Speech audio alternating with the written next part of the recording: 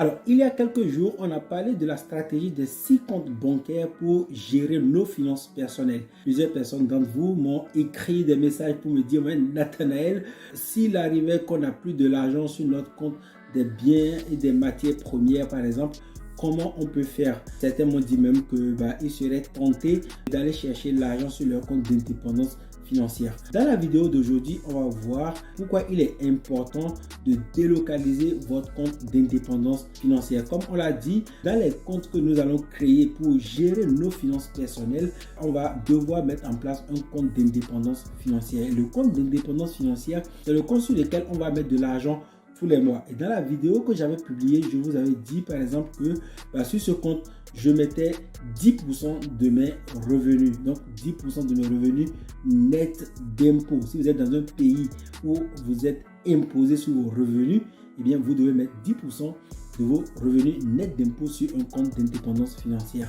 Mais comment faire pour ne pas toucher cet argent lorsque vous n'avez plus de l'argent que vous allez pouvoir dépenser? Qu'est-ce qu'il faut faire?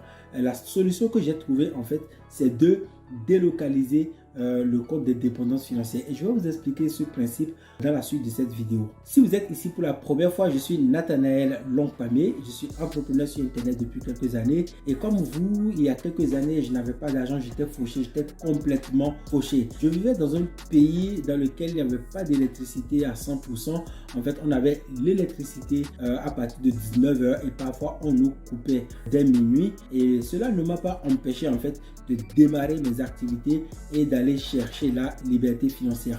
Vous allez certainement vous demander pourquoi je vous raconte ça. Je vous raconte tout ça pour vous expliquer que si vous voulez en fait avoir la vie dont vous rêvez, si vous voulez avoir l'argent dont vous rêvez, cela passe aussi par la discipline financière.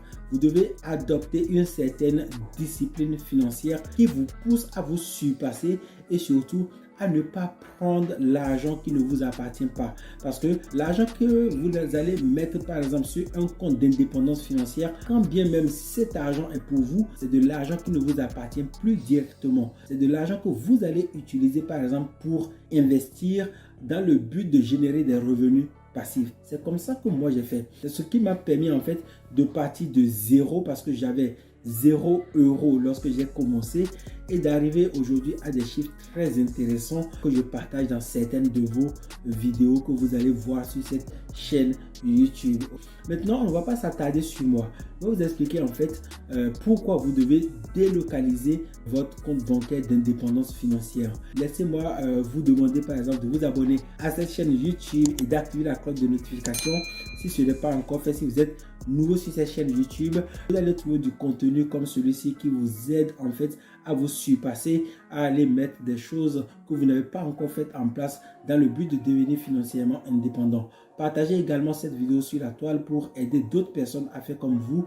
Je serai ravi de voir que la communauté augmente et on se retrouve tout de suite pour continuer cette vidéo. Alors, dans la suite de cette vidéo, on va prendre l'exemple de Jean et de Jacques. Jean et Jacques sont deux personnes que j'ai choisies à tout hasard. Je ne les connais pas, mais ce sont deux personnes qui vont adopter deux stratégies d'épargne totalement différentes sur leur compte d'indépendance financière. Alors, qu'est-ce que Jean et Jacques vont faire? Jean va choisir par exemple de mettre son compte d'indépendance financière dans sa ville, dans la ville dans laquelle il vit, à côté de sa maison. Donc chaque mois, il va épargner 10% de ses revenus sur son compte d'indépendance financière.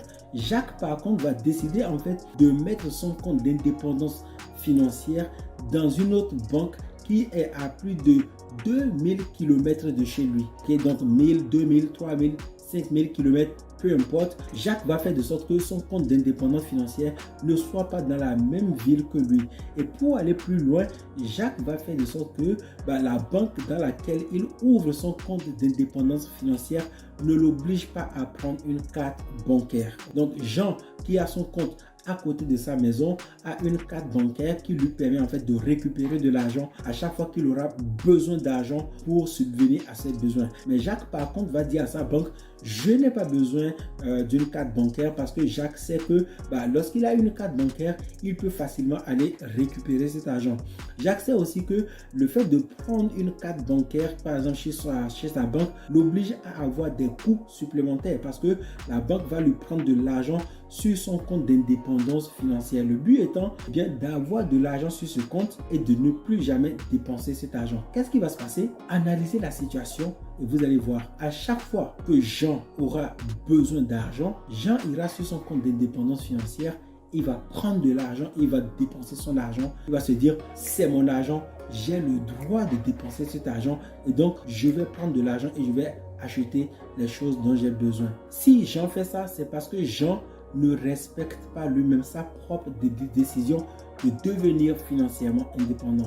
Et comme on le sait, on est tous des humains. Et à chaque fois qu'on aura des problèmes, on ira choisir l'argent parce que l'argent, on l'a à disposition. On a une carte bancaire. On peut récupérer l'argent à n'importe quelle minute, à n'importe quel moment, dans n'importe quel pays, dans n'importe quelle ville. Il suffit d'avoir un guichet automatique. Mais Jacques, par contre, a pris le soin de dire à sa banque, je ne veux pas d'une carte bancaire. Je ne veux pas avoir cette possibilité ni cette facilité d'aller récupérer l'argent sur le compte bancaire. Et donc, Jacques, à chaque fois qu'il aura des difficultés financières, il n'aura pas la possibilité d'aller prendre de l'argent sur son compte bancaire d'indépendance financière. Qu'est-ce qui va se passer? Au bout de 2 ans, imaginons par exemple que Jean et Jacques mettaient 10 € sur leur compte bancaire. Donc, c'est 10 € qu'ils épargnent tous les mois pour devenir financièrement indépendants. Au bout d'1 an, les deux auraient épargné 120 € chacun. Mais comme Jean prend de l'argent sur son compte tout le temps, eh bien Jean n'aura pas les 120 €. Mais Jacques, comme il n'a jamais plus de l'argent sur son compte bancaire,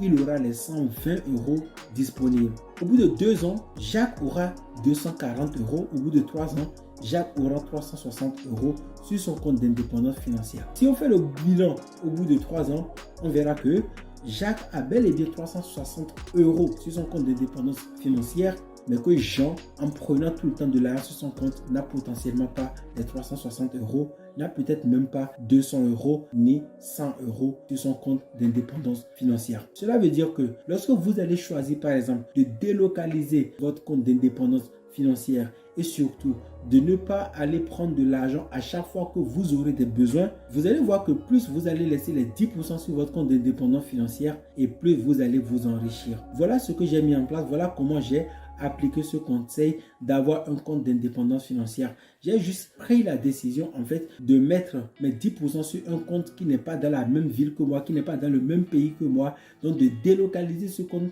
bancaire pour avoir la possibilité de ne pas profiter de l'argent. Donc je suis dans l'incapacité en fait d'aller prendre de l'argent à chaque fois que j'aurai des besoins financiers. Voilà l'une des raisons pour lesquelles je vous pousse vraiment à avoir votre compte d'indépendance financière dans une autre ville, dans un autre pays, peu importe le montant que vous épargnez. Une fois que vous faites ça, demandez simplement à votre banque de ne pas vous donner la possibilité de récupérer cet argent. Supprimez simplement votre carte bancaire et ayez cette discipline de faire un virement de 10% tous les mois sur votre compte d'indépendance financière. Et je suis à 100% sûr que vous allez constituer une épargne que vous allez pouvoir investir dans le but de développer des sources de revenus passifs.